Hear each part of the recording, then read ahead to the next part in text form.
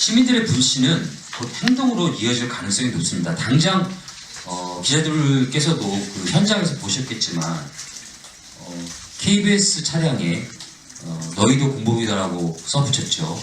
MBC 리포터 기자는 MBC 뉴스라는 것을 마이크에 붙이지도 못하고 방송을 해야 되는 그런 상황까지 갔습니다. 공영 언론 해체로 이어질 가능성이 높다는 겁니다. KBS에 수신료를 내지 않겠다라는 건 이미 예전부터 있어왔던 압박이자 협박이기도 했습니다. 얼마든지 번질 수 있습니다. 문화방송은 방송문화진흥회를 해체하자는 얘기가 연합뉴스처럼 공적 재원의 지원을 받는 부분에 대해서 회의론이 고개를 들고 있습니다. 매우 우려스러운 상황이라고 생각합니다. 제가 그래서 오늘 말씀드리고 싶었던 것의 가장 큰 핵심은 싸워야 된다는 겁니다.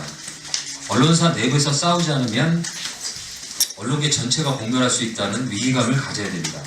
사인용으로 급하게 만든 기사에 대통령에 대한 설문을 최순실 씨가 미리 받아봤다라고 했는데, 이건 모든 신문이 마감되고 저희 이제 20판 기준으로 종판을 하는데, 끝난 이후에 이제 보도 심각성을 알고 부랴부랴 이게 온라인에만 지금 이런 기사를 올렸습니다. 실제로는 구면 4회면에 하단에 약 3장 반 정도 되는 기사만 들어갔습니다.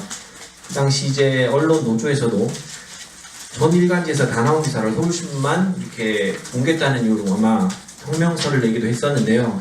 청와대 기자들이 오히려 대통령 혹은 청와대의 입장을 더 대변하는 입장이 있지 않았냐. 특히 서울신문 같은 경우는 청와대 출입기자와 관련해서 이런 보도 경향들 혹은 행동들이 많이 있었기 때문에 사실 지금의 비난에 대해서 크게 할 말이 없습니다. 삼성과 관련된 단독 보도는 생각보다 또 언론사들이 받지를 않았어요.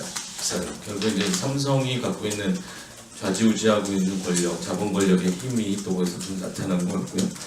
잘못했고 어떤 판단을 잘못했고 어디서 좀 소홀했는지를 철저하게 다 기록으로 남기자라는. 충명사과 다음 날 10월 26일 보도국에 지침이 내려오는데요. 보통 이제 언론사에서 이제 최순실 게이트 뭐 이렇게 하면 수식어를 쓰잖아요. 그거를 국정 개입으로 통일을 하라고 합니다. 최순실 씨의 국정 개입 의혹. 그거는 무슨 말이냐? 국정농단이란 말을 YTN에서 쓰지 말라는 겁니다. 결국 이 단어는 최순실 씨가 구속된 다음 날 11월 4일에야 해금돼가지고 이제 국정농단이라고 써도 된다 이렇게 나오는데, 굳이 그 구속을 계기로 해서 이게 해금되는 것도 사실은 웃긴 게, 최순실 씨가 구속된 혐의는 엄밀히 보면은 사기 미수거든요. 그럼 국정농단은 아직 구속으로 밝혀진 게 아니에요. 그런데도 구속을 이유로 국정농단을 써야 되는 굉장히 명분 없는 그런 지시들을 하고 있습니다. 촛불 집회에 대해서 MBC는 8꼭지 토요일날 보도했고요. SBS 34꼭지 보도했습니다. KBS마저도, 믿었던 KBS마저도 19꼭지. 상식적으로 생각해도 박 대통령이 국회를 방문해서 총리 추천 권한을 넘긴 며칠 후에 촛불 집회가 벌어진 거잖아요. 박 대통령의 그 방안이 어느 정도 국민들에게 수긍이 갔으면 100만 촛불이 나올 리가 없죠. 그 핵심은 다들 현장에 계신 분은 아시겠지만 박근혜 대통령 퇴진이고 박근혜 대통령 하야, 박근혜 대통령에 대한 분노였습니다. 그런데 박근혜 대통령 하야와 관련된 리포트는 그 인터뷰는 딱 하나밖에 없었습니다. MBC 마이크에 MBC라는 이름을 떼고 보도하는 경우는 제가 알기로는 사상 처음이라고 생각이 듭니다. 그런데 그마저도 보도 간부들이 적극적으로 중계차를 현장에 내보내고 민심을 전달하려고 해서 한 것이 아니라 밑에 있는 구성원들이 그래도 중계차는 타야겠다는 마음하에 청와대 시발점은 청와대인데 항상 박근혜 대통령은 유체이탈 화법으로 마치 남의 얘기를 하듯이 발표를 하고 그 발표를 그대로 지상파 방송은 특히 MBC는 그대로 전달만 할 뿐입니다.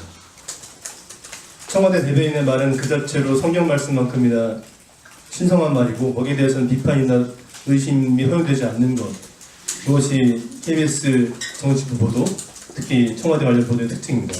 청와대발 뉴스의 내용이 총 7문장인데, 앵커멘트 빼고 기자 리포트가 7문장인데 7문장의 주어가 똑같습니다. 청와대는으로 시작해서 청와대는으로 끝나 7문장이 나가는 겁니다. 그래서 저희는 청와대 입장이 나왔으니까 그럼 뭐가 의심이고 뭐가 의혹인지에 대한 받칠 리포트가 나오겠구나. 안 나왔습니다. 그러니까 청와대발 해명만 앵커의 리포트라고 하는 심층 포맷을 통해서 일방적으로 내보내고 끝나는 거예요. 근데 비교를 해보자면 SBS 같은 경우에는 청와대는 사고당의 박 대통령의 서면이나 전화로 보고를 받았으며 뭐 외부인 방문할 일도 없다고 방조했다. 하지만 긴박한 상황에서 대면 보고나 대책 회의 한 번 하지 않았다는 점은 여전히 이해하기 쉽지 않아 한간의 의혹이 완전히 갖춰진 의문이다. 이게 상식 아닙니까? 그러니까 아예 묻지를 않는 거죠. 청와대에서 뭘 얘기를 하면은 의심 한번 하지 않고 그냥 그대로 전달만 하는 것이 KBS 9시 뉴스의 고질적인 병폐가 이 대통령이 탄핵 위기에 올려 있는 이 상황에서까지도 그대로 반복되고 있는 거예요.